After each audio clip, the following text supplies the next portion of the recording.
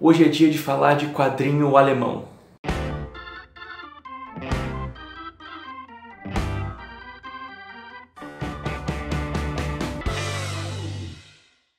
Fala galera, Nicolau Papinheiro aqui e o vídeo de hoje é para falar sobre O Boxeador, escrito e desenhado pelo... calma aí que eu vou tentar ler o nome em alemão.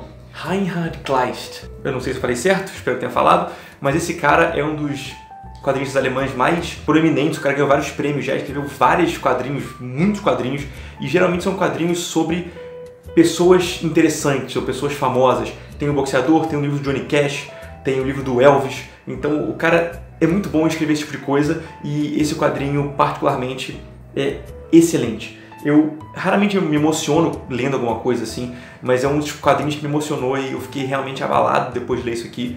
E muito graças ao fato dele ser muito bom contando histórias. Mas vamos por parte, vamos lá. Pra quem não tá ligado, esse quadrinho conta a história do Herzog Haft, e eu devo ter falado errado também, o nome polonês, de um judeu polonês que foi preso na época da Segunda Guerra, foi para Auschwitz, foi para os campos de concentração, e ele era obrigado a lutar, a boxear com outros judeus presos para entreter os alemães, e por conta disso ele sobreviveu, sacou? Foi graças ao fato de que ele era lutador, de que ele era entretenimento para os guardas, que ele conseguiu sair vivo de lá. E esse livro não conta só a história dele durante a Segunda Guerra, conta a história dele vindo para as Américas e virando boxeador profissional aqui nos Estados Unidos. E esse livro tem muita coisa para falar, eu vou falar primeiro do roteiro, depois eu pulo para a arte, porque a arte tem umas coisas que eu preciso muito comentar, mas enfim, vamos por parte. O roteiro começa interessante porque a história parte do ponto de vista do filho dele, né? Do filho americano dele já aqui nos Estados Unidos, contando que ele tem orgulho do pai, porque o pai é um cara durão e tudo mais. E logo depois, em poucas páginas, ele já muda para a história do boxeador, de fato.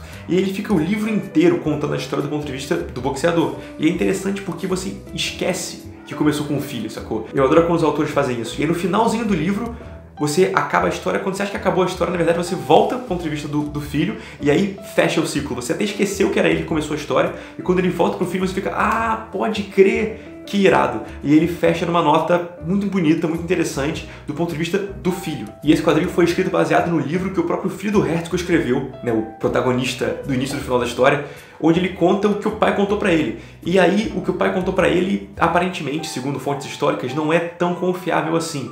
Porque depois foram estudar a história dele e tal, pesquisadores, historiadores, descobriram que tem alguns dados que ele coloca ali, alguns fatos e datas e nomes, que não são exatamente esses, entendeu? Mas, cara, pensa comigo assim, o cara passou por provações bizarras, o cara ficou 4 ou 5 anos em campos de concentração durante a guerra, sacou? O cara tem o direito de esquecer algumas coisas ou de errar alguns nomes, e assim, o Kleist optou por manter a história fiel ao ponto de vista do boxeador e não da fonte histórica, sacou? Então tem muita fonte histórica aqui, a parada é muito bem representada, os uniformes, as roupas, os veículos, as locações, é tudo real, baseado em fatos reais, mas a história em si, a narrativa é baseada na lembrança do boxeador. Eu acho isso muito mais rico do ponto de vista narrativo, né? Porque o cara quando conta a história pra alguém, ele tenta contar a história de forma a ela ser interessante. E o historiador não necessariamente, né? A história do historiador é muito mais baseada em fatos e tenta mostrar o que aconteceu de verdade e não tenta mostrar uma história que te emocione. E o ponto de vista do Herzog é um ponto de vista muito mais pra te emocionar, pra contar a história de vida dele, sacou? Então essa escolha foi muito assertiva e eu achei excelente. Como a maior parte da história é contada do ponto de vista do Herzog, então tem muita descrição, tem muita parte que é recordatório dele falando, ah, então aconteceu isso, e passou-se isso. Mas nunca é redundante. Sempre o que ele fala nos recordatórios não é mostrado no desenho. E o que é mostrado no desenho não é contado no recordatório. Então você adiciona camadas, não fica redundante. Você lê o texto, você vê a imagem e você complementa a informação. Então fica muito rica a história. E apesar disso, as partes mais importantes da história, mais impactantes, mais emocionam você, são as partes em silêncio. Porque uma das qualidades intrínsecas do quadrinho é justamente poder contar uma história sem palavras, contar o silêncio. E o quadrinho tem essa facilidade de alongar o tempo, de esticar o tempo através da quantidade de quadros, do tamanho dos quadros, né, da quantidade de informação em cada quadro. Então os momentos mais tensos, mais impactantes são silêncio. Ele faz questão de fazer isso. Ele descreve, e na hora que tem que mostrar de fato a coisa impactante é quieto. em silêncio, para você entender aquela solidão, aquele desespero silencioso que ele passa ao longo da história. Agora falando da arte, que nossa, é excelente. O Kleist usa basicamente pincel, é pincel o tempo todo, e ele bebe bastante da referência do Will Eisner. Para quem não conhece, o Will Eisner é um dos maiores quadrinistas da história, o maior prêmio de quadrinhos do mundo é o Prêmio Eisner, em homenagem a ele, e ele era um mestre de fazer desenho a nanquim no pincel. O pincel permite que os personagens tenham rostos muito expressivos, expressões corporais muito expressivas, e isso é importante num quadrinho onde o protagonista está quase sempre sozinho, ou então num campo de concentração sem interagir com ninguém, ele não interage muito com as pessoas. Então é importante você ver como ele está se sentindo através do que ele faz com o rosto dele. Então ele está nervoso, ele está triste, ele está angustiado, ele está desesperado, você vê tudo isso no rosto, na expressão facial, e isso é dado pelo pincel excelente do Kleist.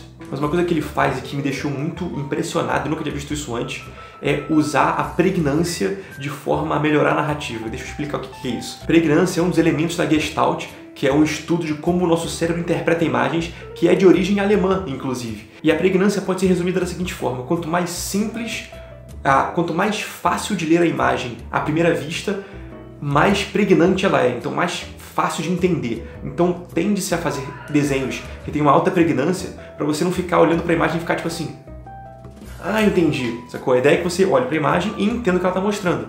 Só que nesse caso aqui, como tem o pincel ele é bem sujo às vezes, ele usa essa falta de pregnância de propósito em algumas cenas para um efeito que é muito incrível, que é o seguinte: tem uma cena, por exemplo, vou dar um pequeno spoiler aqui só dessa cena para explicar para vocês, porque tem uma hora em que rola canibalismo no campo de concentração, né? A galera tá com tanta fome que durante a noite vem uns caras com uma faca e, tipo, matam outro cara pra comer, sacou? Isso é muito, muito bizarro. E nessa cena, quando ele tá vendo isso acontecer pela primeira vez, ele nunca presenciou isso. A cena é meio escura, meio turva, e o pincel é meio solto, então você não entende direito. Então ele faz com que você olhe para aquela cena e fique assim, o que está acontecendo aqui? Então você para, a sua leitura para um pouquinho para você olhar e ficar, nossa, que bizarro. Então ele te prende a atenção naquele quadro para você ter que entender aos pouquinhos, e quando você realmente entende, você estala o que está acontecendo, você fica, uau! Sacou? É um jeito de prender sua atenção para te dar esse impacto do terror que eu nunca tinha visto sendo usado antes, e eu achei excelente, excepcional de verdade. Tirando isso, tem algumas outras cenas bem interessantes de ressaltar aqui, como na página 123, onde rola uma elipse bem cinematográfica. Então assim,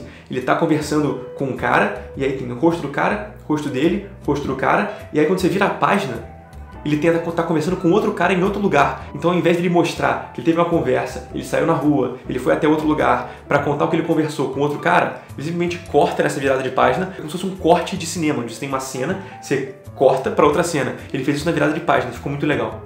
Na página 154 rola uma situação muito interessante, onde ele já tá nos Estados Unidos, já tá lutando com o seu maior rival no mundo profissional do boxe nos Estados Unidos, né? E aí nessa luta final, na luta mais importante da carreira dele, você vê cenas, pequenos quadros, que são na verdade quadros de quando ele lutava no campo de concentração. Então tem tipo cachorros latindo e gritando, tem soldados indo na cara dele. Então você vê que ele tá sentindo as coisas que ele sentia na época que ele lutava na Alemanha, quando ele achava que ele ia morrer depois da luta se ele perdesse, sacou? Então você faz essa sensação, você dá esse gatilho mental no personagem e em quem tá lendo, de que ele tá ali achando que vai morrer, achando que ele está vivenciando o que ele vivenciava na época da guerra, sacou? Essa associação fica muito bem feita com imagens, por isso que ela é muito boa no quadrinho, sacou? Porque você está lendo a página e você vê inserções de outro momento da história, de outro momento temporal do personagem ali dentro, sacou? Sem falar nada, sem você dizer, sem você descrever, simplesmente está lá. E por fim, uma coisa que ele faz bastante também, que eu acho muito legal, é que ele não determina o tempo de leitura em algumas partes. Então, por exemplo, quando tem uma cena em que ele quer que dure mais, quer que você fique naquela cena por mais tempo, que ela não define a duração, ele tira o requadro. O requadro é aquele linhazinha em volta do quadro, né? Então tem momentos em que acaba o requadro e você fica um pouco mais tempo ali, você se acalma um pouco, é como se tivesse um ritmo na leitura com os quadros, e a hora que te falta o requadro é um momento de silêncio, é um momento de pausa, de calmaria, sacou? E quando tem um flashback, rola no início do quadrinho isso, na página 14, se não me engano, tem um flashback longo dele falando da infância dele. E a memória é uma situação em que o tempo, a duração das coisas é mais nebulosa. Você não lembra certinho quanto tempo levou a memória, sacou? A memória é um negócio um pouco mais fluido. Então, por isso, os flashbacks são todos sem requadro, para dar essa sensação de que o tempo que passou ali é um tempo mais fluido, um tempo um pouco menos determinado do que uma ação que ele está descrevendo e narrando certinho. Recomendo muito você ler O Boxeador, recomendo muito você ler de novo, Reinhard Kleist. Espero que tenha falado certo, desculpa se eu falei errado para os alemães que estão assistindo. Porque assim, o livro é muito bom, esse autor é muito bom e o quadrinho alemão é muito interessante, eu não conhecia, como eu falei para vocês no início do vídeo, e esse quadrinho me abriu porta, eu comecei a pesquisar, comecei a entender um pouco mais de como funciona o quadrinho na Alemanha, e é bem interessante e bem próximo do Brasil, porque lá, como não é um país tão grande, com tanta tradição no quadrinho, então os autores são obrigados a serem artistas completos, como a gente chama, né? Que é como aqui no Brasil, né? A gente faz, a gente roteiriza, a gente desenha, a gente pinta, a gente escreve, a gente faz tudo. Lá também. Claro que tem exceções, obviamente, mas aqui também tem, né? Mas em geral, os autores alemães, eles são completos. Então, eles têm essa proximidade com o Brasil e a gente também tem que ser completo aqui. O independente aqui, ou até alguém que lança por editoras menores, né? Tem que trabalhar fazendo tudo, né? Argumento, roteiro, desenho e até cor, se for o caso. E lá também. Então, pra quem acha que o quadrinho alemão é muito fora do contexto, é muito distante da gente, nem tanto, sacou? Enfim, espero que vocês tenham gostado. Continuem aí, porque vão ter mais vídeos sobre quadrinhos alemães. E é isso, galera.